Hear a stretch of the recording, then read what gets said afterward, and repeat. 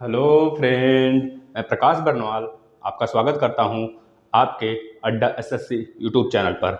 दोस्तों, आपको पता है आपका एग्ज़ाम बहुत ही पास है और अगर आप किसी भी एग्ज़ाम्स की तैयारी कर रहे हैं, अगर आपके सिलेबस में हिंदी का भी थोड़ा सा भी अंश है, हिंदी ग्रामर आता है, तो आप मान लीजिए हिंदी ग्रामर चुटकी में आप बजा देंगे उसे और आराम से उसे सॉल्व कर ले जाएंगे। अगर आप यहाँ हमारे साथ इस प्लेटफॉर्म पे बने हैं और लास्ट तक बने हैं, सारी वीडियो को फॉलो कर रहे हैं, हिंदी के सेशन के सारे वीडियो अगर आप देख रहे हैं, तो इतना मान के चलें आपका एग्ज़ाम निकलना तय है।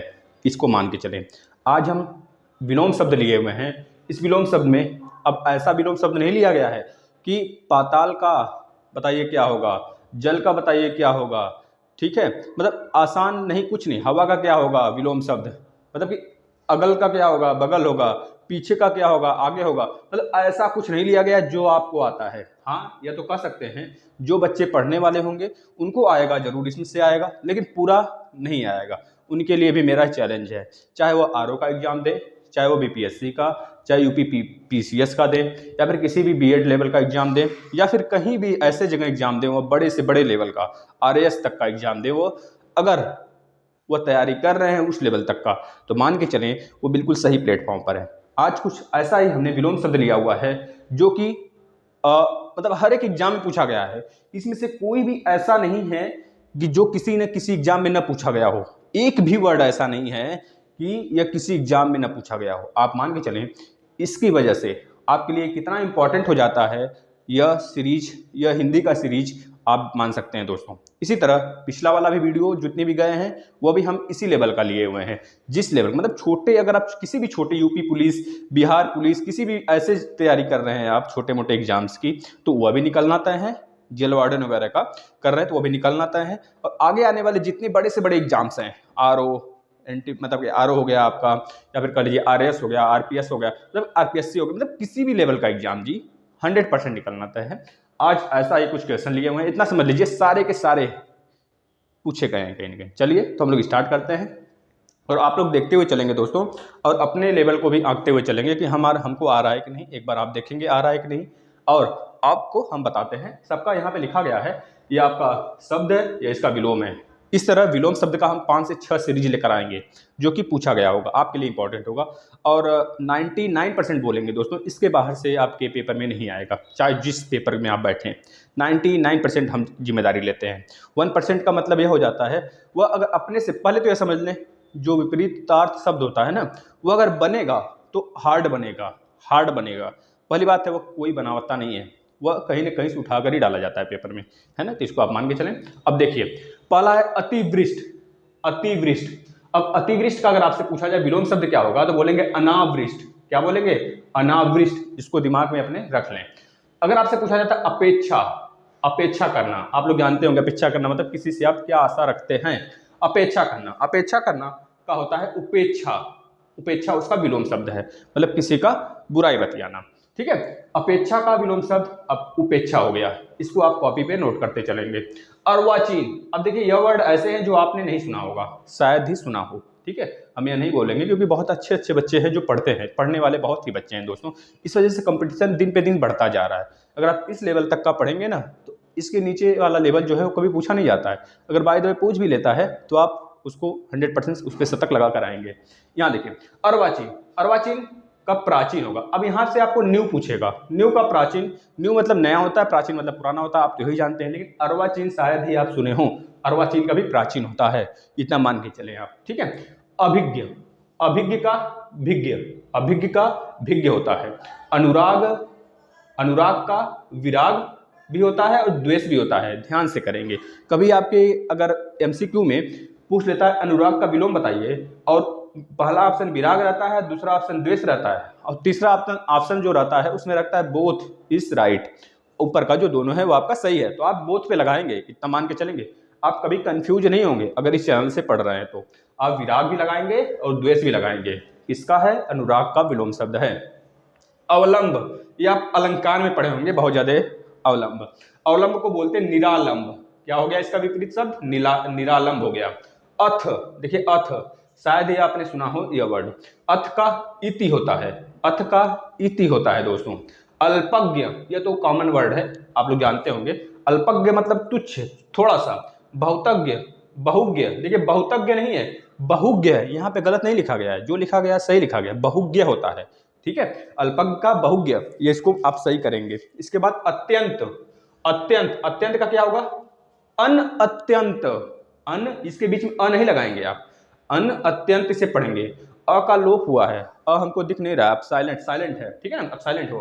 अधम, अधम का क्या बताएंगे? देखिए अधम का तीन है, एक उत्तम होता है, एक महान होता है, एक श्रेष्ठ होता है। उत्तम तो मेरे फ्रेंड का नाम है, इस वजह से हम इससे पकड़ लेंगे। अधम का मतलब हो गया उत्तम, महान मतलब महान आप मैं जान लीजिए, अधम मतलब कि जिसको, जिसकी कोई भी कल्पना ना की जा सके, मतलब कि जिसका कोई भी काम ना हो, या फिर कुछ मतलब कि उसका उसका ज्यादा लोग मतलब महान ना हो, महान ना हो, अधम का मतलब। और उत्तम, महान, श्रेष्ठ का मतलब उसका, उसके लिए मतलब एक महान हो, वो एक महान आत्मा हो, जैसे कि आप जानते होंगे। अंतरंग, अब देखिए अंतरंग का क्या हो जाएगा? बहिरंग, बहिरंग, याद कर लेंगे दोस्तों। अब देखिए अंतर्द्वंद, ये लिखा हुआ है अंतर्द्वंद, इसको हम सही से लिख देते हैं, ध्यान से आप देखेंगे। अंतर्द्वंद, यहाँ पे देखिएगा, अन आधा ना है, चित्त द्वंद, ठीक है, यह चीज, इसका क्या हो जाएगा? बहिर्द्वंद, बहिर्द्वंद, बहिर्द्वंद, अंतर्द्वंद का बहिर्द्वंद, आप इसको याद कर लेंगे दोस्तों। इसके बाद अनिवार्य, देखिए अनिवार्य आप लोग इससे परिचित होंगे और इसको जानते होंगे। अनिवार्य का, अनिवार्य का मतलब होता है वैकल्पिक।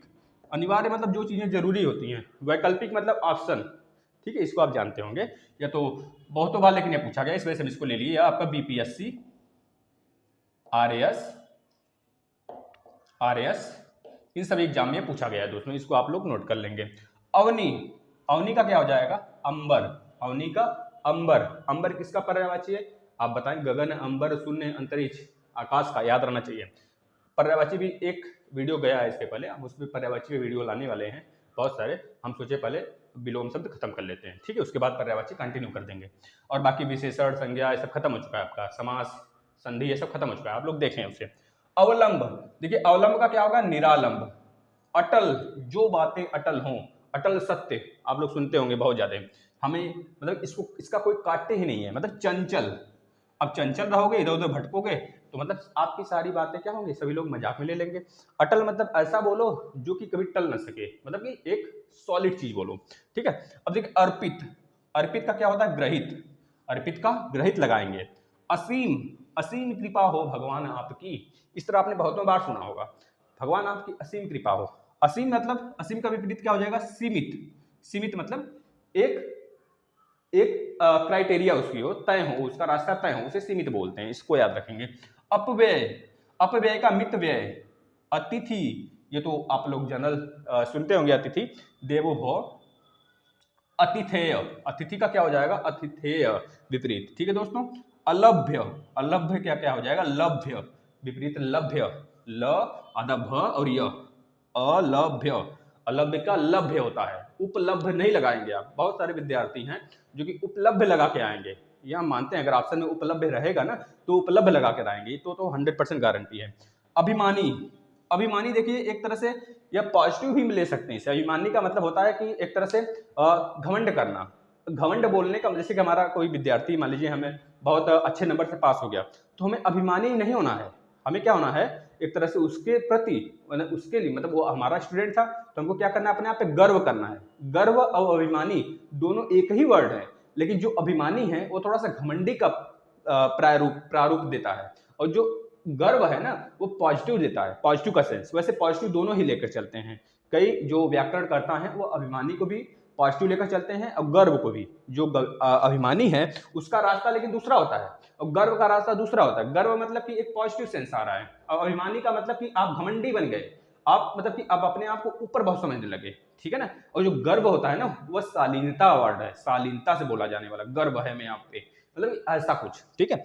तब देखिए अभिमानी का मतलब क्या हो गया? निराभिमानी। अभिमानी का मतलब आपको बता दिया गया, अभिमानी का विलोम शब्द निराभिमानी, याद रखेंगे, ठीक है। अभिमानी का उप अभिमानी नहीं लगाएंगे, या फिर ऐसा कोई वर्ड नहीं लगाएंगे इसके सिवा, निराभिमानी ही लगाएंगे, इतना ध्यान रखेंगे दोस्तों आप।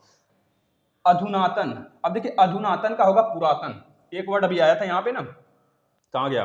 देखिए अर्वाचीन, अर्वाचीन का हमने क्या बताया था? प्राचीन, ठीक है।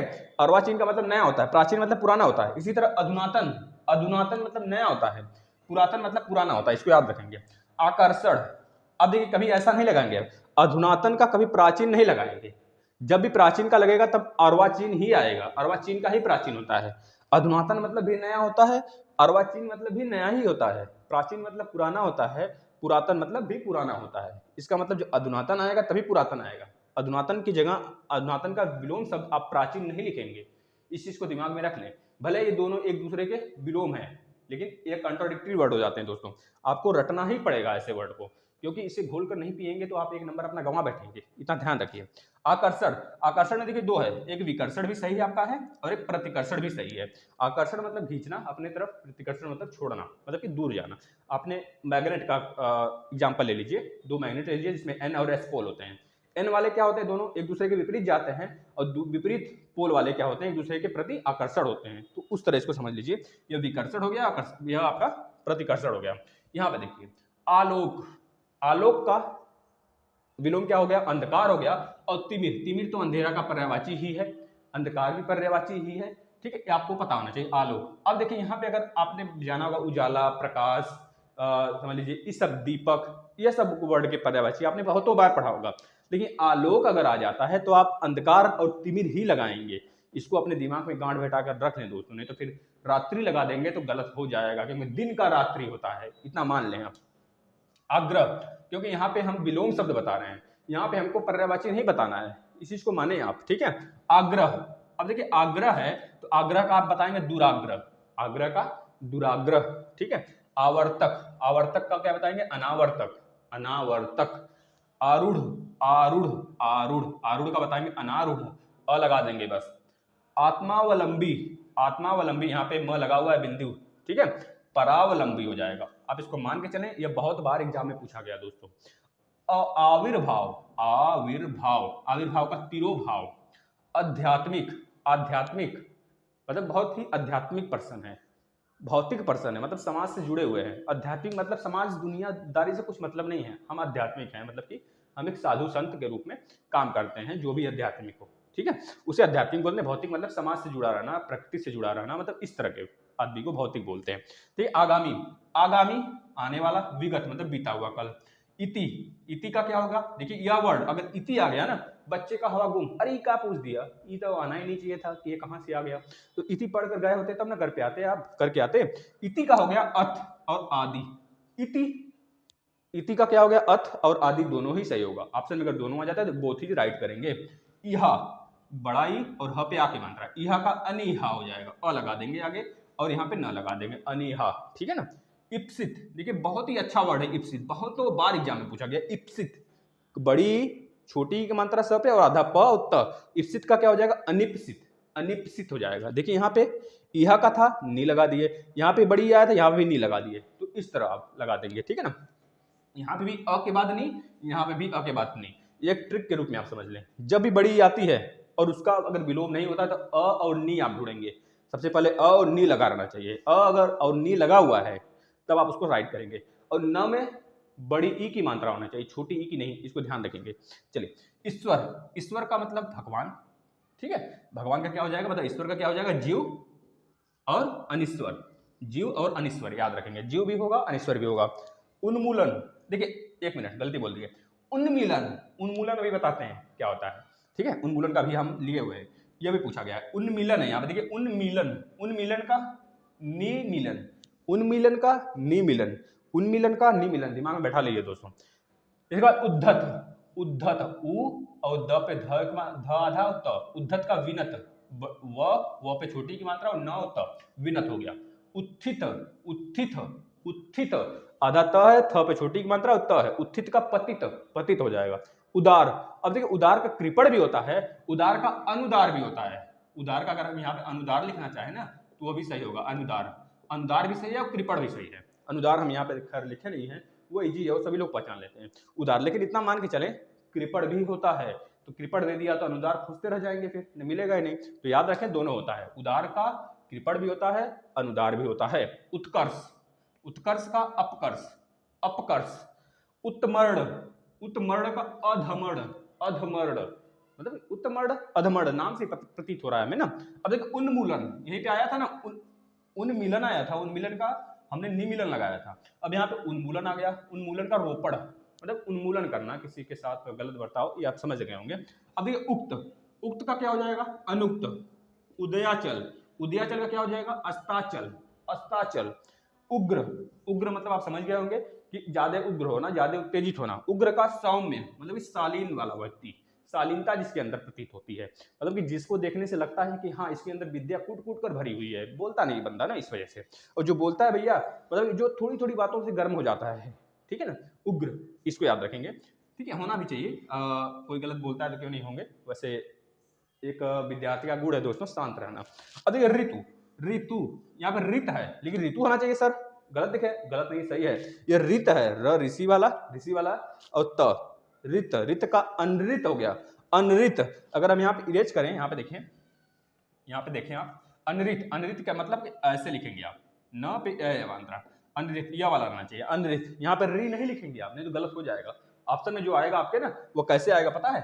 अ लिखेगा, फिर आधा न बना देगा और री लिख देगा, और री लिख देगा आपके लिए, ऐसे री लिख देगा। तो आप इसी को लगा के आएंगे अनृत को। ठीक है, अगर दोनों दिया है तो दोनों का मतलब पढ़ने में तो अनृत लग रहा है, सही है, ये गलत है दोस्तों, आपका यह वाला अनृत सही है, और रित का अनृत लगाएंगे। ठीक है ना। रिद्धि, अब देखिए वही रिद्धि वाला है, और ध है और द है, द पे छोटी की मात्रा, रिद्धि। रिद्धि का विपन्न, विपन्न, आप जंगल का पर्यायवाची सुने होंगे, विपिन होता है ना, तो इस तरह आप विपिन्न लगा देंगे, विपिन्न। ठीक है।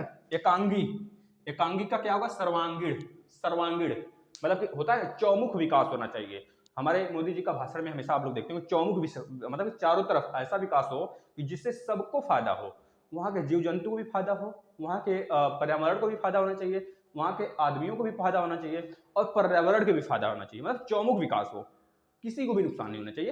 अगर होता भी है तो उसका परिणाम ज्यादा हानि के लिए नहीं होगा, मतलब कि ज्यादा हार्ड परिणाम नहीं मिलेगा हमें अगर हानि होता है तो। ऐसा विकास होना चाहिए, बस वही होता है सर्वांगीण। और एकांगी मतलब एक, सर्वांगीण मतलब सबका विकास, सबके साथ। ठीक है, याद रखेंगे इसको। अब इतने चीजें आप अगर इतने वर्ड समझ जाते हैं दोस्तों, तो आप मान के चलें आगे आने वाला जितना भी वर्ड होगा आप समझेंगे उसे। और इसे भी नोट करिए, आगे आने वाला 5 लेक्चर लाएंगे, ये पहला लेक्चर है, 4 लेक्चर अभी और आएगा। या तो ई उ ऊ मतलब कि आपका अभी स्वर पे हैं हम, जैसे जैसे आपकी इंक्रीज होगा, जैसे हम व्यंजन पे आएंगे तो व्यंजन के लिए भी लाएंगे। अभी आप इसको देखें, इसमें भी कुछ स्वर बचा हुआ है, अभी हम री तक पहुंचे हुए हैं। ऊ हो गया, एबीसी क ख ग घ मतलब अ आ इ ई उ ऊ हो गया, ऊ के बाद आपका ए ऐ ओ औ बचा हुआ है, उस पे लाएंगे, फिर उसके बाद हम व्यंजन भी स्टार्ट करेंगे। व्यंजन के लिए आप विलोम शब्द लेकर आएंगे। इस तरह जो इंपॉर्टेंट है बस वही लाएंगे जो पूछा गया है पिछले कई वर्षों तक। ठीक है ना। तो मान के चलिए आपका एग्जाम निकलने वाला है, अगर आप यहाँ से पढ़ते हैं तो जो बस एक रिक्वेस्ट है, आप इस वीडियो को अगर अभी भी सब्सक्राइब नहीं किया सब्सक्राइब कर लें, और बेल आइकन को क्लिक कर लें, जैसे कि तुरंत अगर वीडियो आता है तो आपको तुरंत इन्फॉर्मेशन मिल जाए और आप उसे देख सकें। नहीं तो आपकी वीडियो छूट जाएगी, हो सकता है आपको इसी वीडियो से आगे आने वाले एग्जाम में क्वेश्चन देखने को मिल जाए। तो आप ज़्यादा से ज़्यादा शेयर करें, अपने उन फ्रेंडों को भी बताएं दोस्तों, क्योंकि अगर 10 लोग भी देख रहे हैं हमारे वीडियो को, क्योंकि हम नहीं चाहते कि ज़्यादा विद्यार्थी देखें, क्योंकि उनको पास ही नहीं होना है। ज़्यादा विद्यार्थी देखेंगे तो सब पास हो जाएंगे। ठीक है ना। तो इस वजह से हम चाहते हैं कम से कम विद्यार्थी देखें, और जितना भी देखें वो कम से कम एक शेयर करके जाएं हमारे गुरु दक्षिणा के रूप में। धन्यवाद दोस्तों।